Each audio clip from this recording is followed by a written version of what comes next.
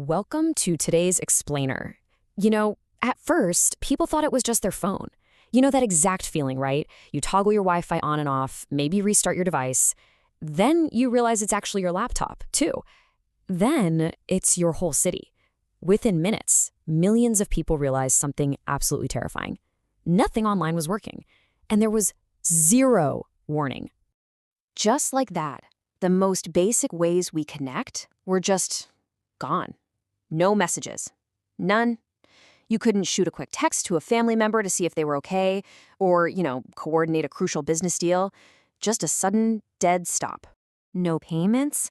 Picture this. You're standing right there at the checkout line, and every single card reader is dead.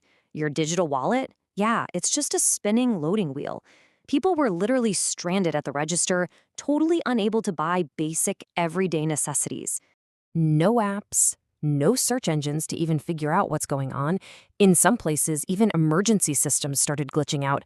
And honestly, the absolute worst part of all this, there was no clear answer, just complete, utter digital silence. So, let's look at Section 1 underneath the Internet's hood. What actually went wrong here? Well, this silence wasn't just one isolated freak event. We're actually looking at multiple massive breakdowns that have happened across recent years. In some cases, major heavyweights like WhatsApp, Instagram, and Facebook just completely disappeared for hours. In others, massive cloud systems that power literally thousands of different apps suddenly failed. And at the root of some of these incidents, the very foundation of the web stopped working. That system is called DNS, or the domain name system. Think of it kind of like the Internet's master address book. When it breaks, everything vanishes instantly.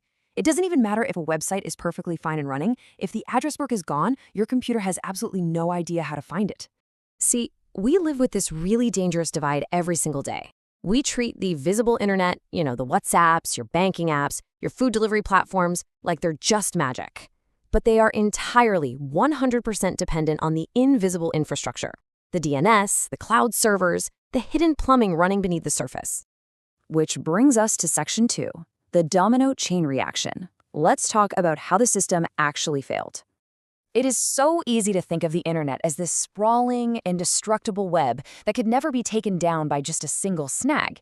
But guys, that is a dangerous misconception. The internet looks like millions of separate independent apps, but underneath, it depends on just a few critical shared systems. Walk through this exact scenario with me. Okay, step 1. A single critical cloud server fails.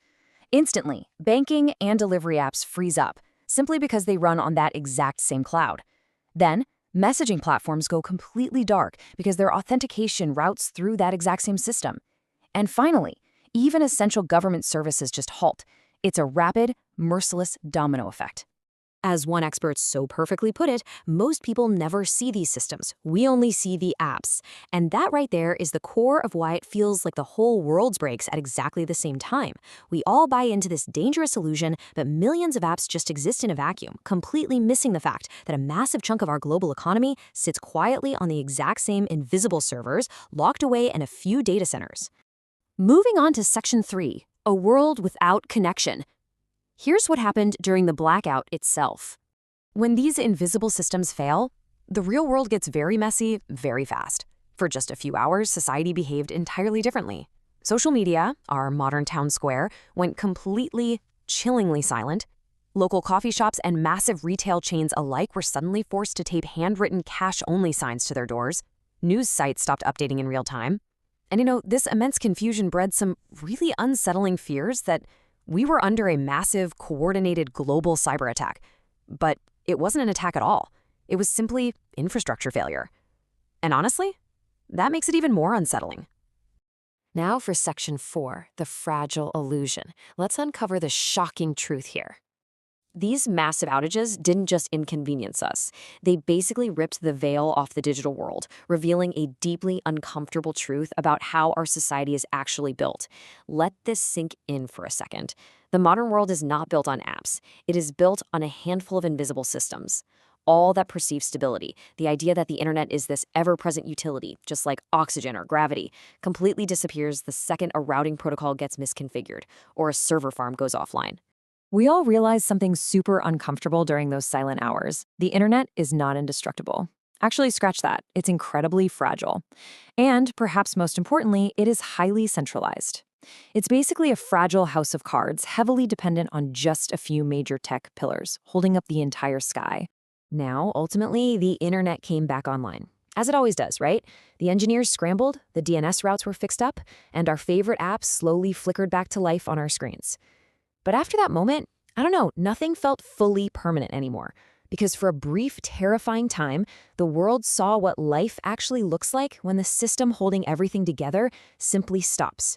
So as we wrap up this explainer, I want to leave you with a question to ponder the very next time you open your phone. What happens when the system holding everything together stops for good? Thanks for tuning in, and stay curious.